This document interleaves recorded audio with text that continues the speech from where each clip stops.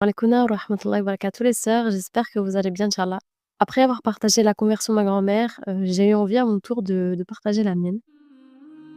Il faut savoir que j'ai pas forcément grandi dans un environnement stable. Petite, je vivais entourée de tristesse, de peur et d'angoisse, comme si finalement le malheur s'était installé dans les murs de mon enfance. Chaque jour semblait peser plus lourd que le précédent. Mais malgré tout ça, depuis toute petite, j'ai toujours cru en un Dieu unique. Alhamdulillah.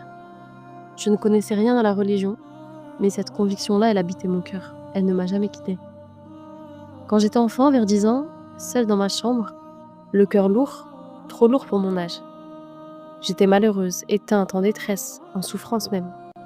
Dans cette maison où les rires n'étaient jamais présents, j'ai parlé à Dieu et je lui ai demandé de venir me chercher. Le malheur était trop grand, trop lourd à porter pour mes petites épaules. J'étais juste une petite fille, mais je portais un chagrin bien trop grand. Et je me rappelle, je m'imaginais que ce que je vivais n'était qu'un film, que tout ça n'était pas réel, et que Dieu me montrait juste les images de ma vie, et qu'à la fin, il me demanderait si je voudrais naître ou pas. Et puis moi, dans ma souffrance, je m'imaginais lui dire que non, je veux pas exister. Ce moment-là, je l'ai jamais oublié, mais surtout, je sais qu'Allah ne l'a jamais oublié non plus. Je crois de tout mon cœur qu'Allah m'a entendu, même si je n'étais pas prête à embrasser l'islam à ce moment-là. Il m'a insufflé ce désir de le chercher et de l'invoquer. Et aujourd'hui, je sais que cette peine d'enfant, pleine de douleur et de sincérité, a été le début de ma véritable guidance. Allah ne m'a jamais oublié. Les années ont passé et les épreuves aussi. Chaque fois un peu plus lourde, un peu plus dure que les précédentes. Et puis un jour, à seulement 15 ans, on m'annonce le décès de ma maman. Et à partir de là, ont suivi des années de douleur, de silence, d'incompréhension. Des années où on avance parce qu'il faut avancer, où l'on respire parce que le corps décide de respirer, mais où l'âme, elle, cherche encore un endroit où se poser. Comment se construire quand la vie semble vouloir te détruire? Comment apprendre à marcher quand le sol se dérobe littéralement sous tes pieds? Ce n'est pas une histoire de force, ce n'est pas une histoire de courage. C'est l'histoire d'un cœur qui s'accroche à la vie, même quand tout laisse croire qu'elle n'a plus rien à offrir. Et puis un jour, subhanallah, une amie à moi m'a dit une phrase qui changera ma vie pour toujours. Elle me dit que le lendemain commence le ramadan. Je lui demande naïvement ce que c'est, et puis elle m'explique tout simplement, et puis me dit cette phrase, toute simple, que c'est Dieu qui l'a ordonnée. Et moi, sans même savoir de quelle religion il s'agissait, je croyais tellement fort en Dieu que j'ai décidé de jeûner, sans forcément vouloir appartenir à une religion. Mais je voulais juste obéir à mon Seigneur.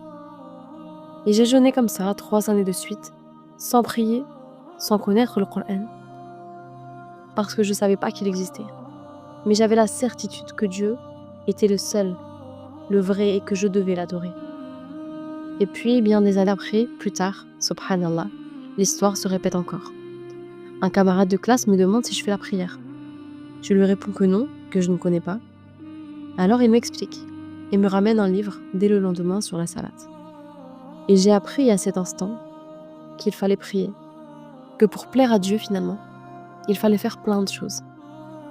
Et comme pour le ramadan, je ne me suis pas posé de questions, mais juste par amour pour mon Seigneur, j'ai commencé à prier.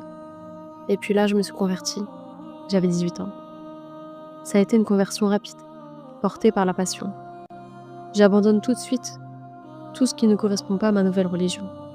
C'est une passion brûlante, une envie de tout faire tout de suite. À l'époque où je me suis convertie, il y avait seulement moi et Allah subhanahu wa ta'ala. Je n'étais pas entourée par la Oumma. J'ai tout appris toute seule. Personne ne m'a prise par la main pour m'expliquer. Mais Allah m'a mise sur ce chemin. Et moi, j'y ai couru, avec toute mon âme. Et j'ai plongé ma tête dans les livres, page après page. J'ai lu beaucoup, j'ai écouté énormément, des conférences, des rappels, tout ce que je pouvais trouver pour comprendre. Et puis j'ai appris que la pudeur était une lumière, qu'on ne serre pas la main aux hommes, parce que nous sommes précieuses et que seuls nos maris, nos pères, nos frères auraient l'honneur de pouvoir nous approcher. J'ai appris qu'il n'y avait pas de mixité, parce que finalement ça n'amène rien de bien. J'ai appris aussi qu'on ne nourrit pas son cœur avec la musique, mais avec le Coran. J'ai appris qu'il fallait se voiler, comme pour protéger une perle par un écrin. J'ai appris qu'il fallait s'élever par la modestie. Et puis, j'ai appris la prière, seule, avec un livre entre mes mains. Je me souviens de la première fois où j'ai fait la prière. J'avais l'impression d'être attendue, comme si ce rendez-vous-là, je l'espérais depuis toujours. À chaque fois, je comptais les minutes, parce que c'était là, à cet instant précis, que je pouvais tout déposer. Mes joies, mes peines, mais aussi mes larmes et mes doutes. Et je parlais à celui qui m'a toujours entendu. Es-Sami'a. Même quand je disais rien, je savais très bien qu'il m'écoutait. Je savais que j'étais entendue, que j'étais aimée, que j'étais en sécurité. Ce rendez-vous-là, la prière, ça apaisait mon âme, ça calmait ce qu'il y avait en moi. C'était plus qu'un acte, c'était un cadeau. Ma prière au début était simple, elle était maladroite sur moi-même, parce qu'il n'y avait personne pour corriger mes gestes. Il n'y avait pas de sœur pour m'accompagner dans mon cheminement. Il y avait seulement moi et ma volonté de plaire à mon Seigneur. Et puis, naturellement, est arrivée l'envie de porter le voile. Je me suis jamais vraiment posé la question, je l'explique pas. Quand je me suis convertie à l'islam, dès que je découvrais un ordre d'Allah, je l'appliquais sans détour, sans attendre. Et le voile, j'avoue que ça a été une évidence pour moi. Ça n'a pas été un sujet de débat intérieur. Ça n'a jamais été une hésitation. Ça a toujours été un souhait, un appel du fond du cœur. Mais même si ça a été une évidence pour moi, ça n'a pas été facile. Je préfère rester discrète sur les raisons et sur les personnes face à qui j'ai dû me battre pour le porter. Mais vraiment, je me suis battue. Je me suis beaucoup battue pour pouvoir le porter. Parce que je voulais simplement obéir à mon Seigneur. Et aujourd'hui, je peux dire avec force, avec fierté, j'ai tenu tête et j'ai gagné. Alhamdulillah. Le jour où j'ai mis le voile, 6 mois après ma conversion, j'étais heureuse. Très heureuse de répondre à l'appel de mon Créateur. J'étais heureuse de prouver à Allah que je l'avais choisi lui au-dessus de tout. C'est vrai que si ça avait tenu qu'à moi, je l'aurais mis bien avant. Mais subhanallah, Allah dans sa sagesse, il m'a éprouvé. Il voulait voir si j'étais prête à le choisir, même quand ça coûte. Et oui, je l'ai choisi. Et aujourd'hui, je ne regrette pas une seconde ce choix. Je demande à Allah subhanahu wa ta'ala de me préserver de l'enlever. Je sais que c'est une lourde épreuve. Et j'ai vraiment une pensée très sincère pour toutes mes sœurs qui l'ont enlevé et celles aussi qui combattent chaque jour pour le mettre ou pour le garder. Je vous souhaite du fond du cœur de trouver l'amour pour le hijab. Parce que le voile, c'est une couronne de pudeur, c'est un honneur. Ce n'est pas qu'un vêtement, ce n'est pas qu'un style ou une habitude. Souvent, quand je mets ma abaya ou mon khimar, j'aime beaucoup refaire cette intention. Ya Allah, je fais ça que pour toi. Je mets pas ça pour les gens, par ostentation, pour l'image. C'est vrai que parfois la mode m'appelle, l'envie d'être stylée comme tout le monde. Mais je fais ce djihad, je fais ce combat intérieur. Et je suis fière de le mener. Parce que chaque jour où je m'habille pour lui plaire, je sais que je le rends fier. Un jour, un vendredi, alors que je n'avais jamais mis les pieds dans une mosquée, je ne connaissais pas les lieux, ni les codes. Tout était nouveau pour moi, fragile, beau mais encore un peu flou. Je ne savais pas ce que j'allais vivre. Et je ne savais surtout pas que j'allais vivre un bouleversement. Je suis arrivée, je suis rentrée dans cette mosquée. J'ai enlevé mes chaussures. J'ai suivi les pas un peu timidement. Et puis, l'Aden a commencé.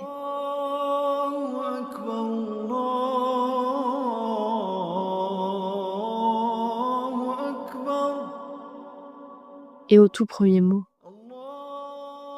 c'est comme si mon cœur s'était enveloppé d'un amour, d'une douceur, d'une paix indescriptible.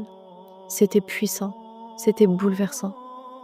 C'était comme si Allah m'accueillait au sein de sa maison et me souhaitait la bienvenue.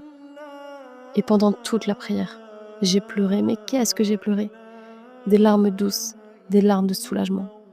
Comme si tout mon être, toute mon âme disait enfin, ça y est, c'est bon, je suis à ma place. Je suis celle que je rêve d'être. Juste servante d'Allah. Je ne pourrai jamais oublier ce moment. Ce n'était pas juste une prière, c'était une reconnaissance. J'ai vraiment senti au creux du cœur un amour puissant pour celui qui ne m'a jamais abandonné, malgré toutes les épreuves. Mais aujourd'hui, je sais qu'Allah m'aime pour m'avoir autant éprouvé. Alhamdulillah. Et puis, bien des mois après, je me rends à la mosquée. Maintenant, j'avais l'habitude de la fréquenter. C'était pendant la prière de Tarawih, durant le mois de Ramadan. Une sœur s'est convertie Elle a prononcé la shahada devant toutes les sœurs. Et puis là, celles avec qui j'étais m'ont regardée et m'ont dit « C'est ton moment, tu dois le faire ». Pour moi, c'était déjà fait, je l'avais déjà prononcé seule chez moi, avec tout mon cœur. C'était suffisant, j'étais musulmane, Allah il le savait. J'ai hésité et puis je me suis avancée. Je ne pensais pas, vraiment pas, que ça me bouleverserait autant. Dès les premiers mots, je n'ai pas réussi à parler. Je pleurais. Ashhadu an la ilaha illallah wa ashhadu anna Muhammadan Rasulallah. Et puis à ces derniers mots, Rasulallah, je me suis effondrée. C'était plus fort que moi. Mon cœur débordait, mon âme s'ouvrait. Comme si ce moment venait tout sceller, tout purifier, tout confirmer. Ce que je ressentais ressemblait exactement à ce que j'avais vécu la première fois que j'étais entrée dans une mosquée. Ce même amour, cette même certitude, cette même lumière dans le cœur. Et ce qui est beau, subhanallah, c'était que mon mari était en bas. Il était là dans la salle des hommes. Il ne savait pas, ce n'était pas prévu. Mais Allah, lui, savait. Et c'est lui qui a orchestré ce moment, subhanallah. Ce soir-là, j'avoue, j'ai été très très fière. Fière de témoigner devant Allah, devant les anges, devant les croyants, devant les cieux et devant l'homme que j'aime. Qu'il n'y a de divinité que lui, Allah, et que Mohammed, sallallahu alayhi wa sallam, est son messager. Et puis les années ont passé et malheureusement, peu à peu, cette passion lui est bue. Si belle, si intense, s'essouffle. Ma foi baisse.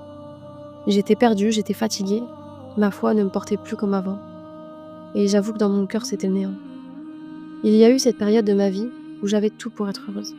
Des enfants, ces trésors que j'ai attendus si longtemps. Un parcours semé d'embûches, des années d'épreuves d'infertilité, des dizaines d'échecs, des larmes versées.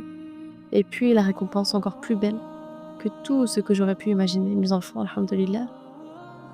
Mais pourtant, malgré tout cela, à l'intérieur, il manquait quelque chose. Tout semblait parfait. Et pourtant, au fond de moi, rien n'allait. Je n'étais pas heureuse. Parce qu'en vérité, je ne ressentais plus la foi dans mon cœur. Et quand la foi s'efface, tout devient terne. Même les plus belles choses perdent leur goût. Et un jour, je reçois un appel du docteur. Mes examens ne sont pas bons. La maladie me guette.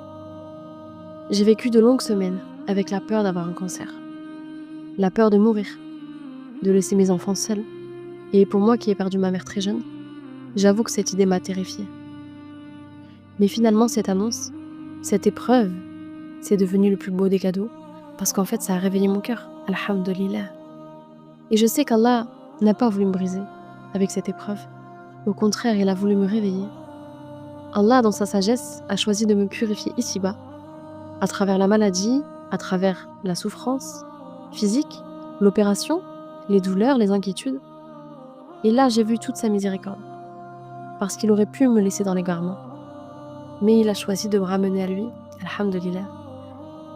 Pas avec la même fougue qu'avant, pas non plus avec la même intensité, mais avec bien plus de profondeur, d'amour et de spiritualité. Aujourd'hui, mon amour pour Allah, ce n'est plus comme avant. Ce n'est plus une passion qui brûle tout sur son passage. C'est un amour vraiment sage, apaisé. Un amour que je sais durable et constant. Un amour que je construis chaque jour avec les actes d'adoration. Maintenant, je savoure mes invocations. Je médite le Coran. Je prie avec amour pour mon Seigneur. Finalement, je ne fais plus les choses pour être parfaite, mais je les fais juste pour être proche d'Allah, pour lui plaire. Et ce que je ressens maintenant, je sais très bien qu'aucune maternité, aucun mariage, aucune fortune, aucun voyage, aucun rêve d'ici-bas ne me l'aurait jamais donné. Il n'y a rien qui apaise autant le cœur que l'islam et que les délices de la foi. Et chaque jour, j'ai envie de m'améliorer parce que j'ai enfin trouvé la paix, alhamdulillah, et je veux la garder surtout. Elle me reconnecte à celui que j'avais laissé de côté. Aujourd'hui, vraiment, je dis alhamdulillah, mon âme a retrouvé le chemin. Et je ne veux plus jamais m'éloigner, jusqu'au jour où il m'ouvrira les portes de l'éternité. Ya Allah, aujourd'hui je pose ces mots. Je pourrais les garder au fond de mon cœur, te les murmurer en secret, mais j'ai besoin de les dire, de les entendre et de les garder quelque part. Pour les jours où ça ira moins bien, pour les jours où j'aurai besoin de me rappeler. Alors voilà, ces mots sont pour toi. Alhamdulillah, merci de m'avoir guidée. Ar-Rafi', merci El-Muhaymin d'avoir veillé sur la petite fille que j'étais, perdue, triste, fatiguée trop tôt par la vie. Merci El-Haq de ne pas m'avoir abandonnée, même quand je ne te connaissais pas encore, même quand je te cherchais sans savoir où tu étais. Merci As-Salam pour la paix que tu as posée dans mon cœur. Merci pour la famille que tu m'as construite, celle que je n'ai jamais eue quand j'étais petite. Merci à Razak pour mon mari, pour mes enfants, pour leur rire, pour leur présence, pour leur amour qui me comble chaque jour. Merci pour chaque repas posé sur la table. Merci de m'avoir accordé un toit. Merci Al-Mu'iz pour la pudeur que tu as fait fleurir en moi, pour cette dignité que tu m'as rendue. Tu as changé ma vie, Ya Mutakabbir. Tu m'as redonné un sens. Et tout ce que je suis aujourd'hui, je ne le dois qu'à toi. Ne m'égare pas. El-Mujib, après m'avoir guidée. Je ne suis pas parfaite, c'est vrai, mais je sais que tu m'aimes. Toi qui es Al-Wadoud, merci pour ton amour. Ton pardon, Al-Ghafour. Ton regard toujours posé sur moi, El-Alim. Je ne te verrai pas ici-bas, mais je vis dans l'espoir, chaque jour, de te retrouver un jour. Inch'Allah.